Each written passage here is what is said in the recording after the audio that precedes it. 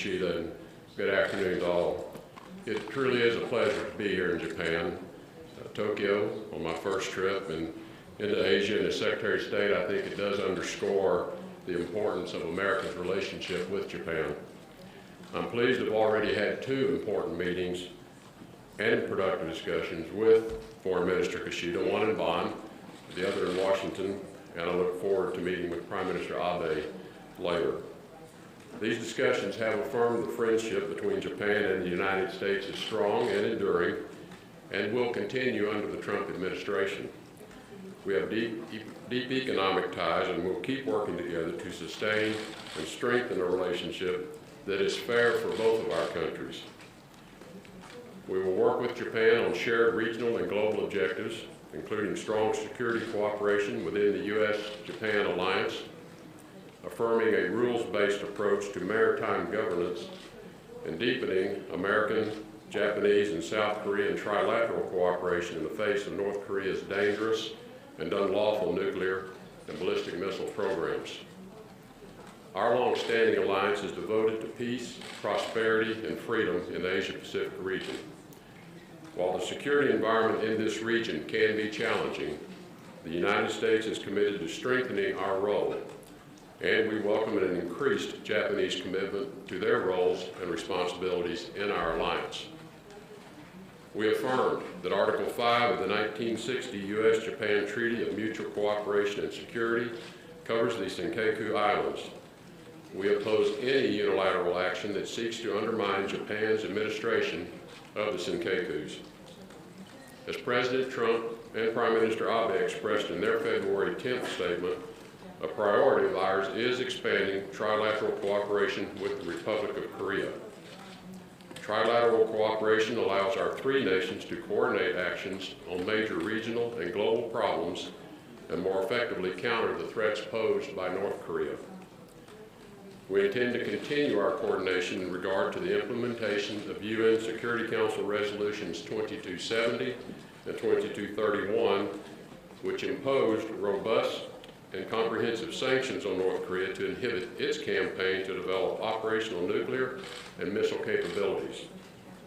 North Korea and its people need not fear the United States or their neighbors in the region who seek only to live in peace with North Korea. With this in mind, the United States calls on North Korea to abandon its nuclear and ballistic missile programs and refrain from any further provocations. The U.S. commitment to the defense of Japan and its other treaty allies through the full range of our military capabilities is unwavering. Once again, I'm honored to be here, and the United States looks forward to continuing its long-standing partnership with the Japanese people. Thank you. Well, I think it's important to recognize that the diplomatic and other efforts of the past 20 years to bring North Korea to a point of denuclearization have failed. So we have 20 years of failed approach. And that includes a period in which the United States provided $1.35 billion in assistance to North Korea as an encouragement to take a different pathway. That encouragement has been met with further development of nuclear capabilities, more missile launches, including those of the recent February 11th and March the 5th. In the face of this ever-escalating threat, it is clear that a different approach is required. Part of the purpose of my visit to the region is to exchange views on a new approach. Foreign Minister Kishida and I had a very open and candid discussion around a different approach. We'll have further discussions with Prime Minister Abe. I will have further discussions in Seoul and ultimately in Beijing as well. Proposed budget that has been put forth by President Trump. It's important from the State Department perspective, I think, a little context to recognize that the State Department is coming off of an historically high level of budgetary resources in the 2017 budget. And this is reflective of the number of decisions that have been taken over the past few years, in part driven by the level of conflicts that the U.S. has been engaged in around the world, as well as disaster assistance that's been needed.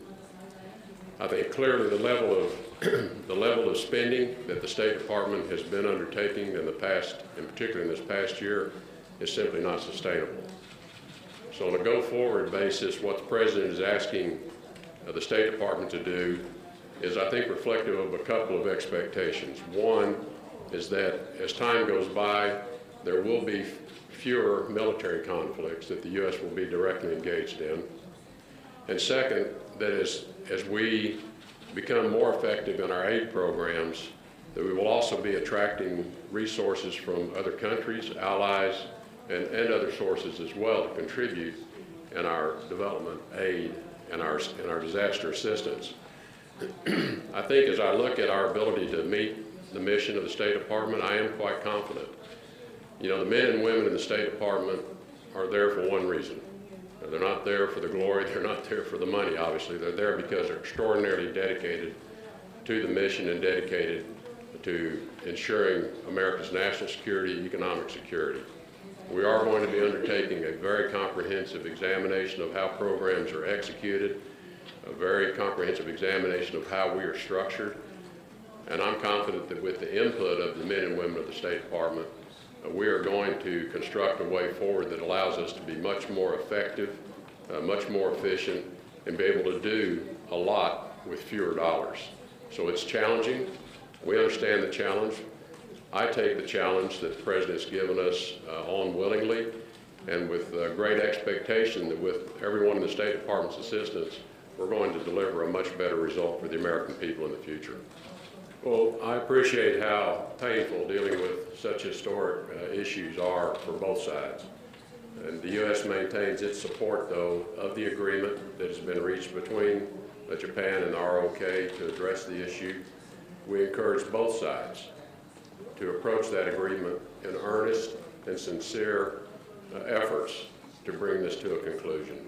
It is important to the trilateral relationship between the U.S., Japan, and the ROK that we maintain a strong alliance in which there is no space between us, particularly as it comes to dealing with the threats of the DPRK.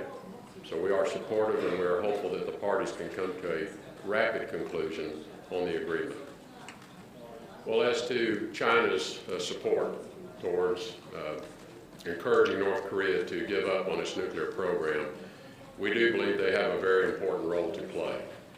China is a major source of economic trade and activity with North Korea. China has long stated their policy that they too want to denuclearize North Korea. China has voted in favor of the UN resolutions 2230 and 2221. So we look to China to fulfill its obligations and fully implement the sanctions called for in the UN resolutions. We will be having discussions with China as to further actions we believe they might consider taking that would be helpful to bringing North Korea to a different attitude about its future need for nuclear weapons.